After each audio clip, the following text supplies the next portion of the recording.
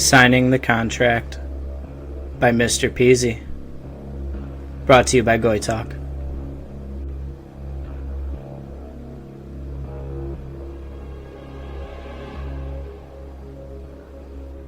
I was fast asleep. It was around 4 a.m. when the phone rang.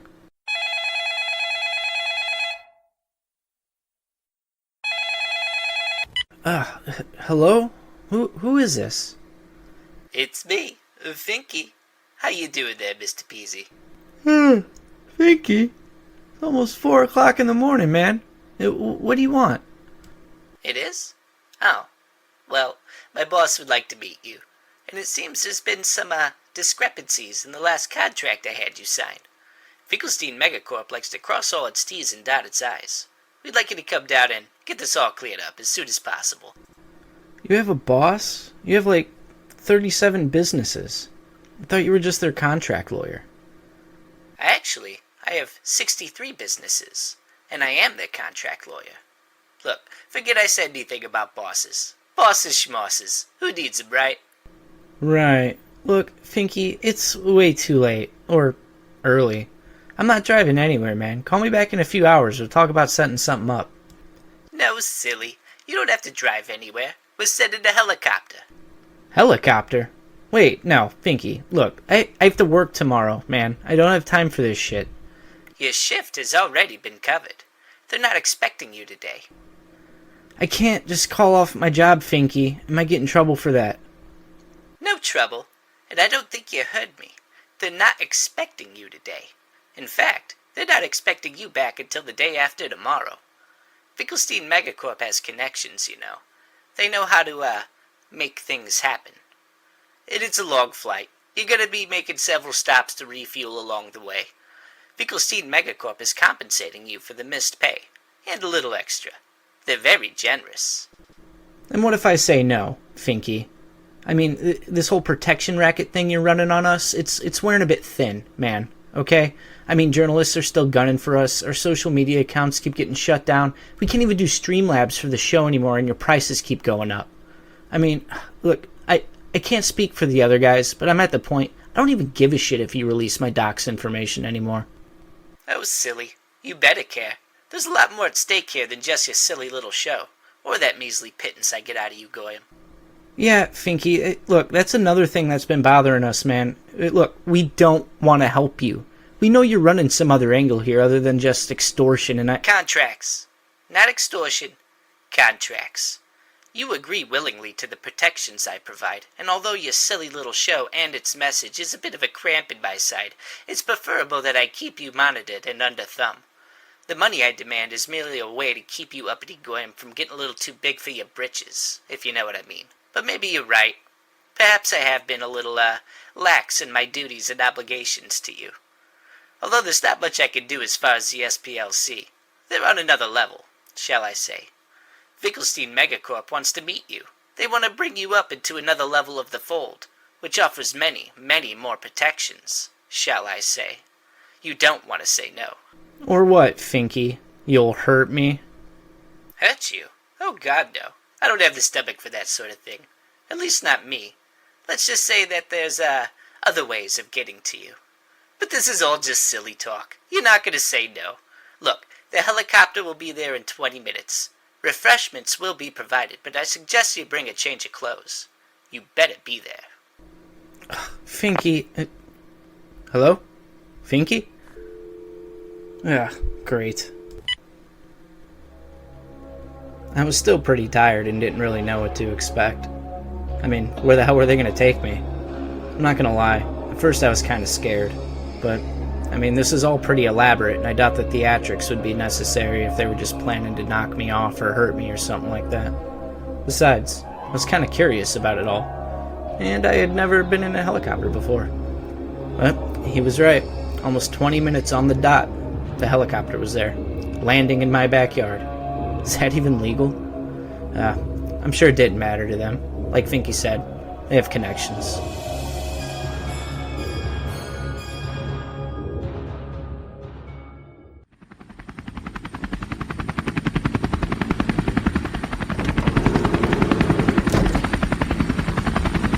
Get in!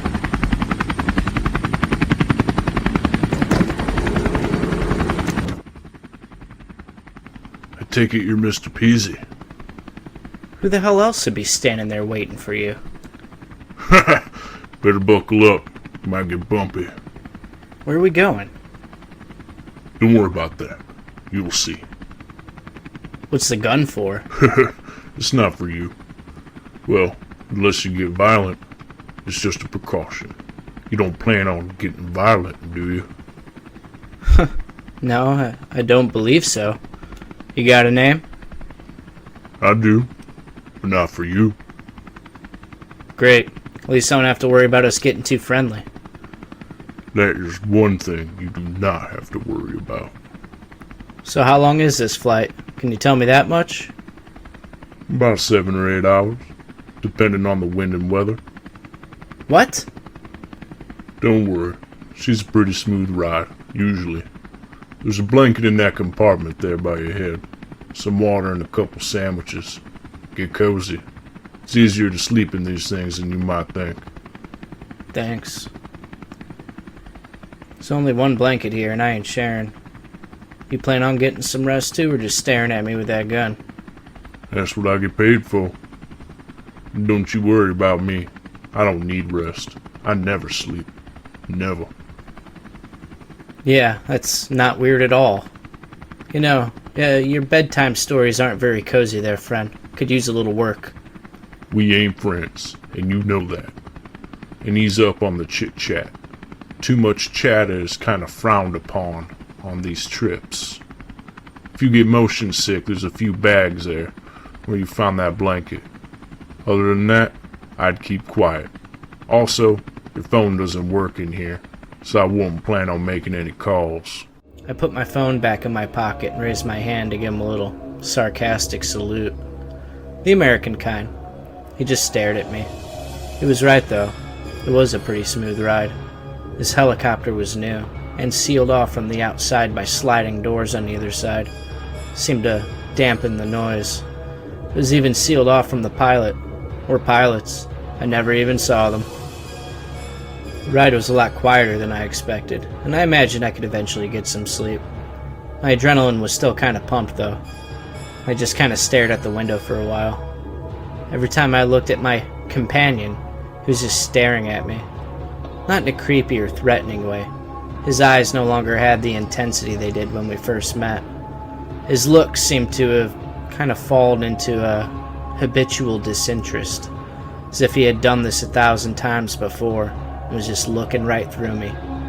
Business as usual. It was about an hour before I started getting tired again, and it wasn't long after that before I fell asleep. At some point, he woke me up by gently kicking me in the leg. Rise and shine. It's bag time. Huh? Bag time? Put this on your head. Don't worry. You'll be able to breathe just fine. It's made for that. He tossed it on my lap. At first I looked out the window. It was nothing but water, as far as the eye could see. I couldn't tell if it was an ocean or lake. And I just sat there, looking at the bag for a few seconds, and then he laughed at me. Don't make me ask again, because I won't. I put it on. I couldn't see anything, but I could breathe. I was pretty sure I had slept through most of the morning. I didn't know what time it was, but I imagined we were getting close, hence the bag. I guess it was probably around noon, give or take an hour or so. Despite having the bag over my head, I couldn't really get back to sleep. I was too awake now. I think it was only 10, 15, maybe 20 minutes before we landed again. Take the bag off now. Yeah, thanks. We're done here. Someone will be here to get you shortly. Good luck. Whatever, man.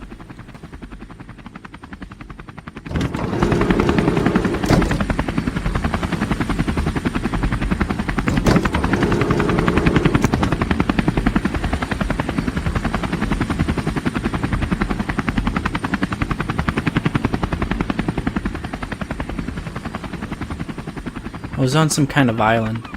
It was big, but it was an island, I could tell that much. I could smell the salt in the air, so I knew it was the ocean. It was very warm. much warmer than the crisp October morning I had been all but kidnapped from.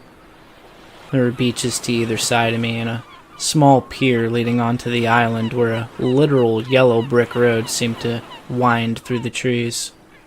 The place was empty other than a few seagulls and other birds. I began to wonder how long I'd be standing here, or if maybe I should just start walking. That's when I heard a motor coming towards me on the road through the trees. It took me a moment, but as it got a little closer, I recognized the driver. Would you believe it, that for once, I was actually kind of relieved to see Finky? He was alone. His buggy was a modified UTV of some kind. Looked expensive, but it was gaudy as all hell. It was bubblegum pink, and I recognized the Cadillac hood ornament poking out the front. Ugh, it even had rims. The way he was dressed kind of reminded me of Tom Selleck from Magnum P.I., only way less Chad. Mr. Peezy, so glad you could make it. Hop in. Once I got in, Finky took off back towards the road. I took out my phone to see if I had any messages. It still wasn't working right. Finky, what did you guys do to my phone? Oh, that thing? Nothing. It won't work here. It won't work here? Where the hell is here, Finky? You ask too many silly questions. Soon, all shall be revealed. The board of directors is very excited to meet you, you know. No, I don't know, Finky. I really don't know a whole hell of a lot of anything right now. You sound worried. Mr. Peezy, have I ever hurt you? No, but there's a first time for everything, I guess. I suppose that's true. But I wouldn't worry. People worry too much. It gives them wrinkles and ulcers. How was your flight? Was it comfy? Did you get any rest? Yeah, I slept a lot, actually. It's kind of weird. Finky, what time is it? Time? Oh, I'd say around 3 in the afternoon-ish. Who's got time for time when you're having fun in the sun? What time zone is this? Again with the silly questions. Like I said, you'll know everything you ever wanted to know, and more, very soon. Just sit back and enjoy the ride. Might as well, I guess. You thirsty? There's a cooler in the back seat with some pina coladas inside. I mixed them myself. No, I don't drink too much anymore, Finky. But even if I did, that would still be a no. I just want to get this over with and go home, man. Whatever you say, Mr. Peezy. We actually drove for longer than I expected we might. The yellow brick road, which was oddly reminiscent of the Wizard of Oz. Not quite sure if that was on purpose, but anyway, kept winding through the trees. And what was at first tropical palm and coconut trees began slowly to turn more temperate. It even began to get colder. Are those pine trees, Finky? I thought we were on a tropical island. What are you, a biologist? That means we're getting close. After a while, Finky and I arrived at a large estate. We're here. Come with me, Mr. Peezy. This is fun. Watch this. Finky walked up to the wrought iron gate, with me following not far behind him. It was closed and secured by some kind of metal lockbox, but there was no keyhole. The whole thing looked ancient. Magnetic keycard, maybe? I looked around and didn't even see any kind of intercom system, which surprised me. Rich people usually love those things, and whoever lived here had to be rich. I was starting to get the idea that I would be in for a lot of surprises this trip. That sign does need replacing, doesn't it? Such an eyesore. I looked over to where he motioned with his head. There was a sign. Not a big sign, but you could tell it was meant to mark the estate. I read what I could. Finkelstein Megacorp, Temple and Headquarters. Huh. What's the rest of that say, Finky? I can't make it out. Don't worry about it. Like I said, it's an eyesore. Then Finky reached up to the lockbox and gave it 3 swift knocks. And it opened.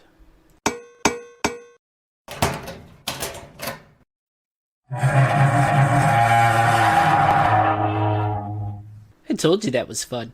Follow me. This place is fucking creepy, Finky.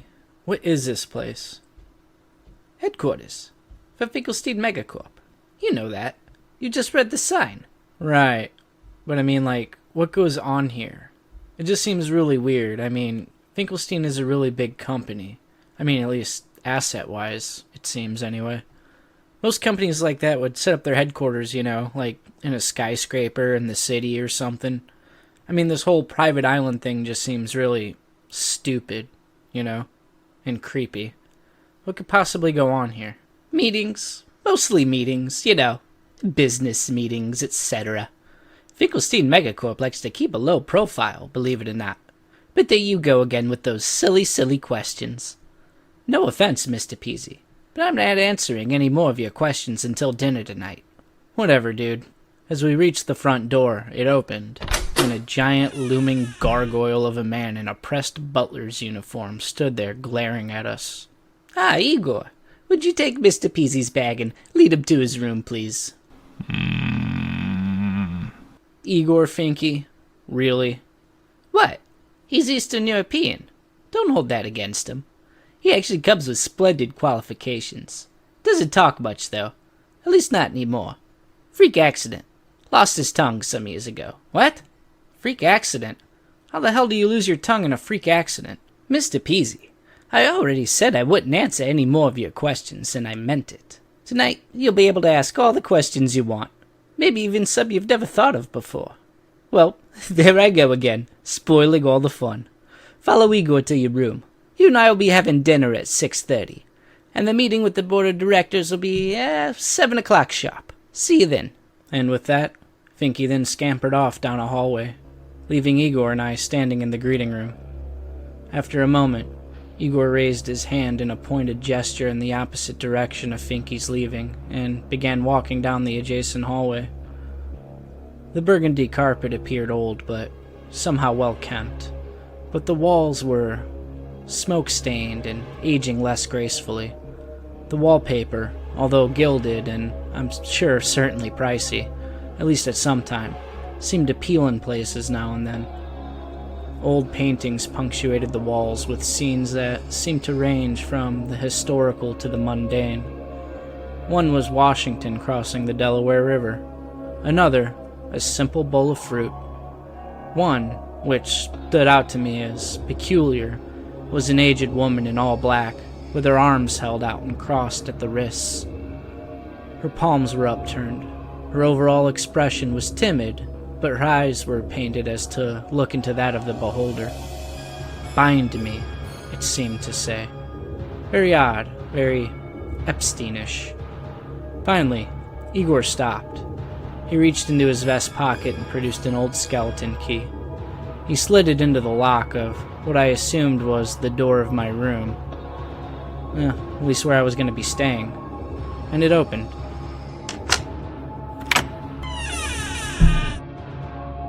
Again, he gently held out his hand as if to say, "Here you are." I peered inside.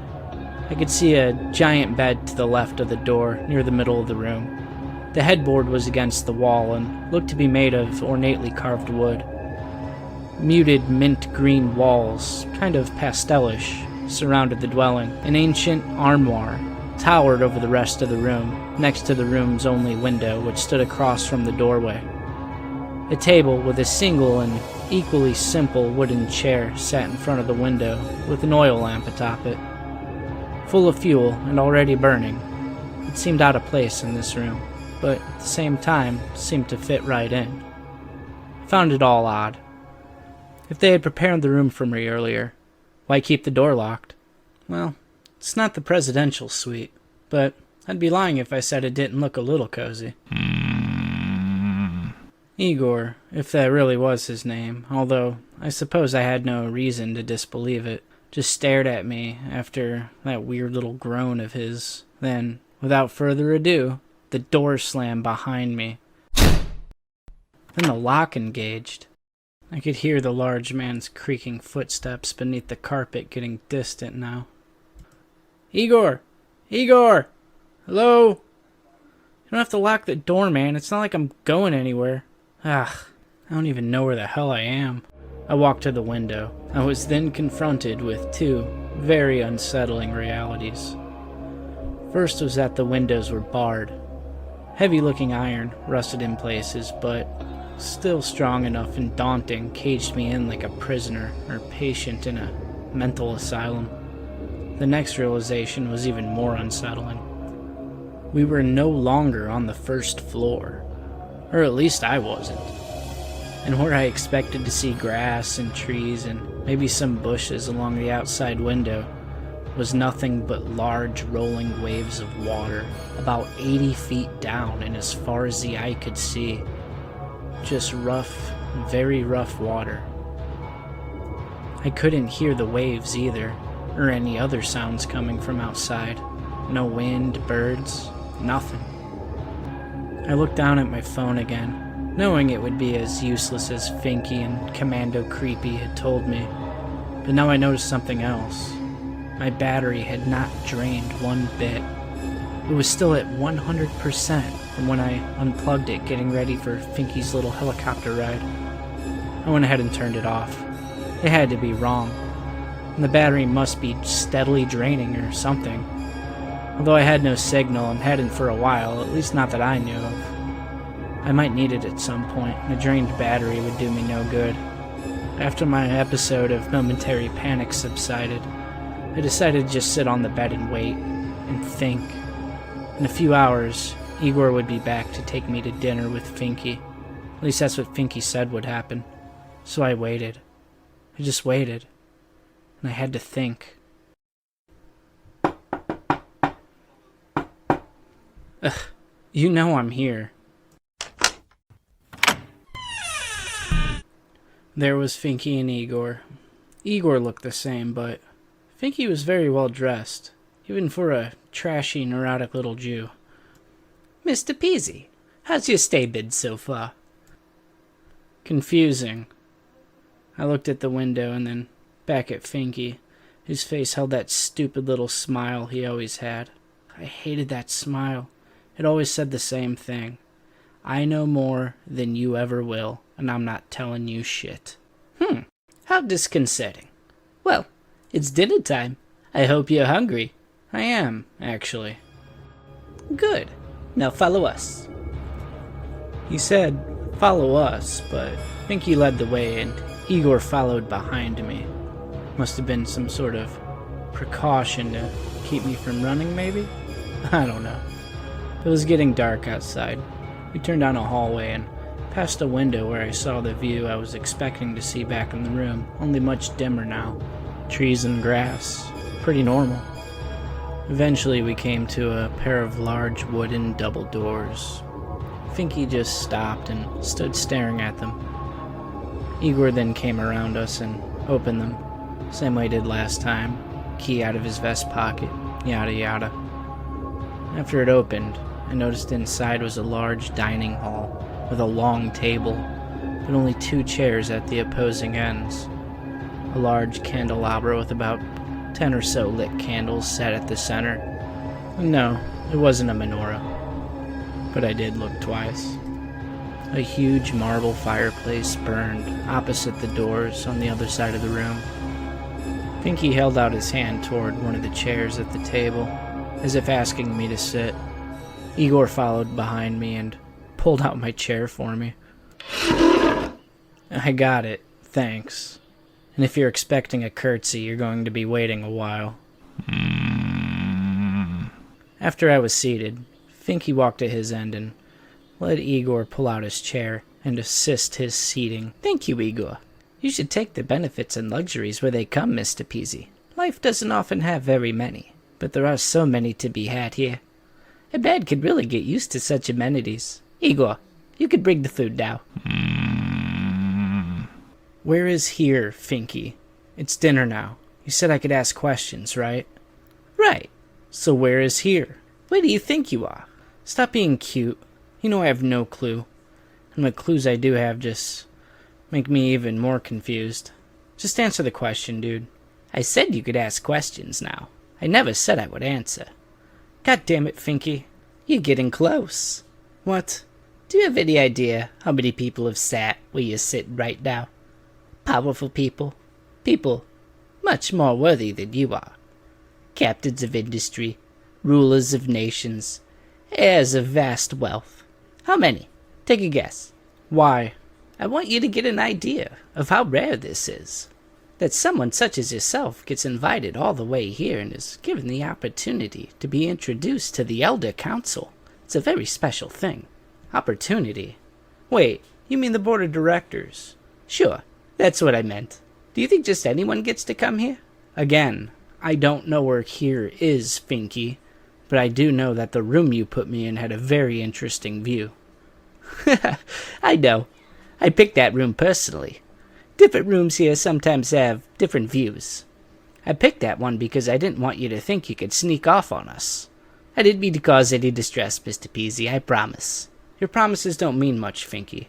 I learned that a long time ago. Here they do. Here. Promises bind the world as you know it and make it turn. Here, inside these walls, not even I or the devil himself may speak a lie. I was about to speak again, when a set of bat-wing doors swung open from what I assume was the kitchen or a servant's preparation room. Igor was pushing a small silver cart. 2 covered dishes and a bottle of wine sat atop the cart, as light from the fireplace flickered across the polished silver domes of the plate covers. Oh my, smells delicious. It does. What's for dinner, Finky? My favorite. Smothered bacon-wrapped pork chops. Huh? Finky, I thought you couldn't eat pork. Igor set the plate in front of me and removed the lid. It was pork chops. The smell was delightful. Now, normally, Mr. Peezy, I can't. But let's just say, special occasion. Why do I get the feeling that I'm here to do more than just re-sign contracts and meet Finkelstein's board of directors? Why do I get the feeling that you're trying to schmooze me, Finky? Maybe because I am? I told you. Finkelstein Megacorp wants to bring you into another level of the fold. They don't even know me, Finky. Especially if it's from the show. If they've even listened to it. But I do. And I, for all intents and purposes here, represent Finkelstein Megacorp. Why me? As you said, much more worthy men than I have sat here, apparently. So why me? Finky's smile widened and he lowered his head. But his smile looked different. He looked embarrassed. I had seen Finky in a lot of weird situations, but I had never seen him abashed. It was so out of character that it honestly made me feel a little nervous. Believe it or not, I don't have a whole lot of friends, Mr. Peezy. Shocker. And over these past few years, we've developed a bit of a relationship. Although for you it was a begrudging relationship. For me, though, well, let's just say it's the first time in a long time that I've dealt with and represented someone who wasn't constantly trying to kiss my ass. Who wasn't trying to get something out of me. You're basically holding us hostage, Finky. We really don't want anything from you. I know. You've always been nice to me, though, Mr. Peezy. Well, nicer than the others. Paddock once tried to stick a knife in my eye, and Arnell regularly spits in my Diet Coke. He thinks I don't know, but I do. Dina won't even talk to me anymore. I call him all the time. Doesn't even answer. But you've always been civil with me. I've grown somewhat fond of you, Mr. Peezy. You seem a bit more level-headed than the others, and at times, well, lately, you've been something of a de-radicalizer on the show, and don't think it isn't noticed or appreciated. Oh, for fuck's sake. Now you're going to Purity Spurg on me too? I thought it was in our best interest to make sure you didn't flake out and destroy the show. And I also don't want our people getting visits from the feds for running their mouths when, they're out to set examples. I know. And I also know you'd throw me in an oven if you could.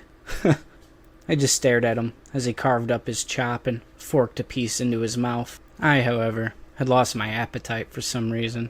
3 years ago, I was told to bring you to heel. That you were some dumb little internet show that would never amount to anything anyway, but that you could be used. I was told to get you under thumb, to turn you against your people and create havoc in those little pathetic online communities of yours. He had never been this open and honest with me about the nature of our business relationship, although I already knew, or had a good idea, that this was the way of it from the start. We all did, and for a long time we waited. We waited for the other shoe to drop, for the trouble to come. And in some ways, if it meant being rid of Finky and the black cloud of his existence hanging over our lives. We somewhat welcomed it. And, Finky? Well, I failed. You still think this meeting is for you? Oh, Mr. Peezy. No, it's for me. I've been called to account for my failure. And the consequences for failure in the organization I'm a part of are always severe. I thought you'd be a cakewalk. The 7 o'clock appointment, it's for me. It's a deadline. If you're in trouble with your employers, then why don't you just release our docs? Why continue to protect us? Would it make a difference? Would it stop you? No, I guess not. Mr. Peezy, I'm allowed to do many questionable things in my duties, but I'm not allowed to lie about you, outright, to the media, or outright hurt you, and I'm definitely not allowed to force your hand. It would be a conflict of interest and a general breach of assumable trust in my position as a contract lawyer for the company, you see. They have others for those kinds of things, and don't think you're off the hook as far as that goes. I was brought in, as I said, to turn you, to convince you to do it yourselves, not force you. As hard as it may be to believe, even we have our ethics and standard operating procedures, Mr. Peezy. He then cut another piece of pork chop, dipped it in his mashed potatoes, and shoved it into his mouth. Before he even began chewing, he pushed back swiftly from the table and got up from his seat. Come, I want to show you something. I got up, although I was hesitant. He walked over to a large door, almost too large for the room. How had I not noticed this when I walked in? Igor, gold key, please. Igor walked over to us and reached into his vest pocket again and produced a large golden key this time. The handle was encrusted with various gems and glittered heavily in the firelight. Thank you, Igor. Your services will no longer be required tonight.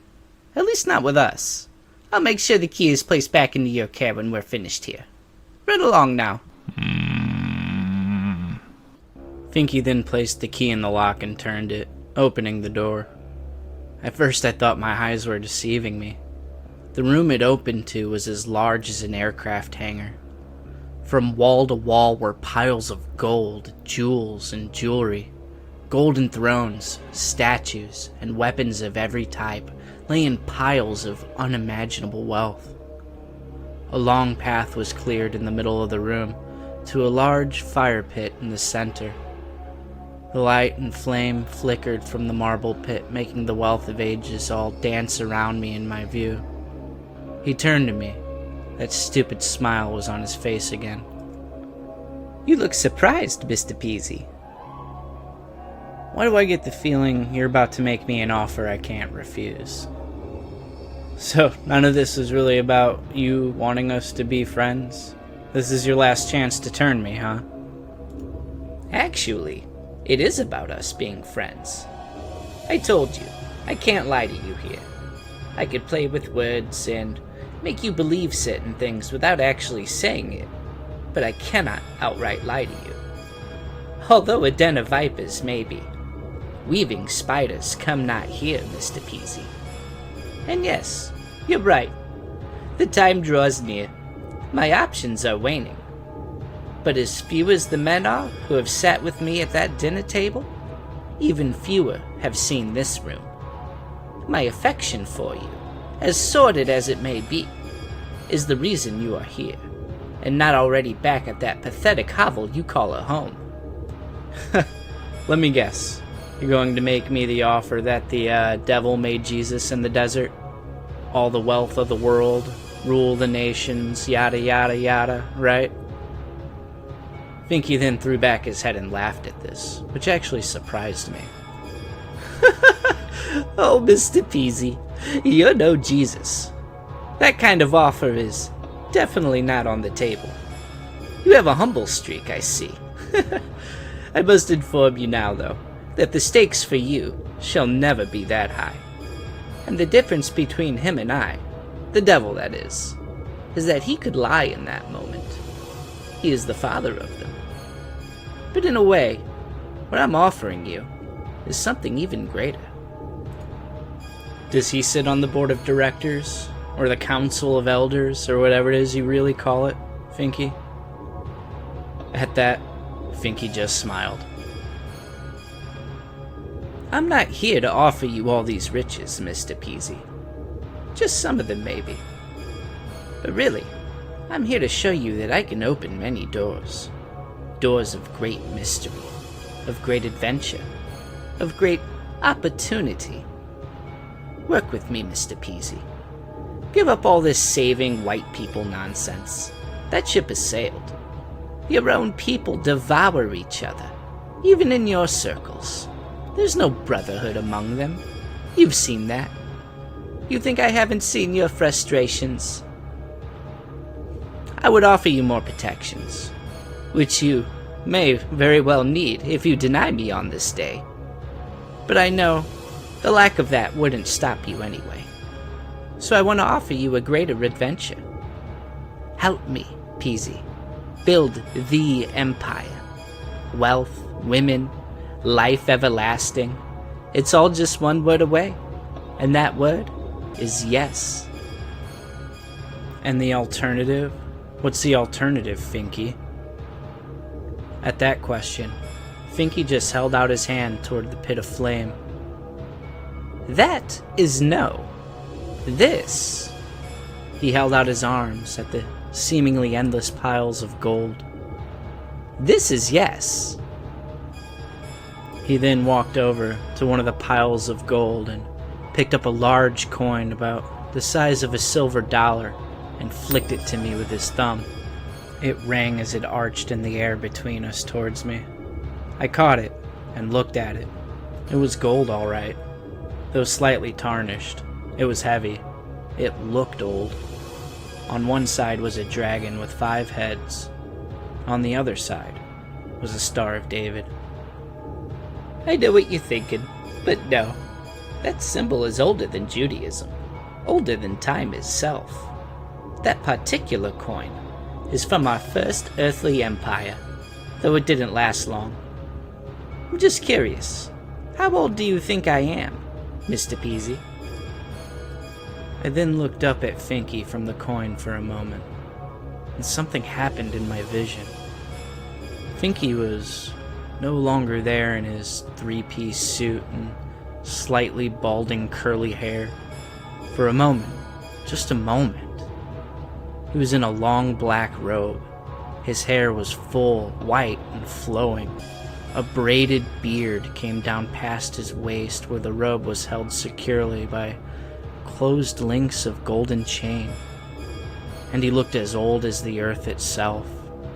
It was him, though. The eyes were the same. Those fucking eyes of his. Then it was gone. And I was looking at Finky's stupid smile. Say yes, Mr. Peezy. You could have a life longer than this earth. We could travel the stars together, in this realm and beyond. I could show you the true nature of our realities, the secrets of time and space, and the very root of being itself. And you could be a prince among the gods as I am. Join me, Peezy. Be my apprentice. You're lying. You're just trying to save your own ass. You just want to turn me against my people, that's it.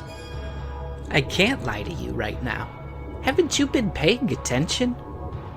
And my masters can't kill me, Peezy. Hurt me. They very well can, and badly. But to kill one who has received the rights such as I requires a higher authority than even they answer to. Join me, Peezy. The time of choosing is past. The time of decision is upon you. I have chosen you to become one of us. Would you spit in the face of that opportunity, here and now? What say you, Peezy? Decide, now. I looked down at the coin again. I'd been gripping it so hard in scared and nervous apprehension that I didn't even notice that one of the uneven and sharpened edges of the ancient thing had dug into my palm and blood was dripping from my hand. When Finky saw it, he laughed. If that's a yes, then I assure you, Mr. Peezy, that oaths and bindings of ours require something greater than blood. But I will of course accept if that is your decision. If your decision is yes, cast the coin into the flame. If your decision is no, then cast yourself into the flame, or I will. Even if you are telling the truth, what would that really mean for me? To say yes would be to kill everything that I was or could ever be of my own potential. It would mean to sell out my people. Me, Peezy, would no longer exist. And when I look into your eyes, Finky, I get the feeling that something else, something darker, and with a never-ending hunger would fill that void. A hunger that would claim endless lives, not just my own, not just my people's, but bring unending suffering to this world and others. I may not know much about what's really being offered here, but I get that much. Am I wrong, Finky? His gaze was all-consuming, a dead-eyed stare that could fill an eternity with nothingness. But no smile this time, just a blank expression. I thought I could see a hint of surprise there. Then, he finally spoke. Like I said, I wasn't lying when I said I liked you, Mr. Peezy. But in all of my millennia, no one has ever asked the things that you just asked. Perhaps you're wiser than you look. And I could already see the answer on your face, which means you are just as stupid as well. One word, Peezy. What shall it be? You could have everything. Looks like it's gonna be a big no from me, Bubs. I then flicked the coin past his head. He didn't even try to catch it. I saw rage in his eyes.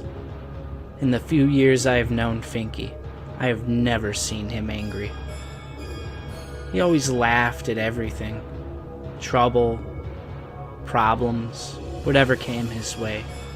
He always had that stupid little smile. His expression now, though, looked like he could boil the seas. You could have been blessed by the heavens, but now you are damned to your mortal hell. He grabbed me by the neck and squeezed, dragged me to the open pit of flame. I looked inside. It was endless, deep, nothing but flame and fire. And in one smooth and effortless motion, he tossed me inside. I screamed.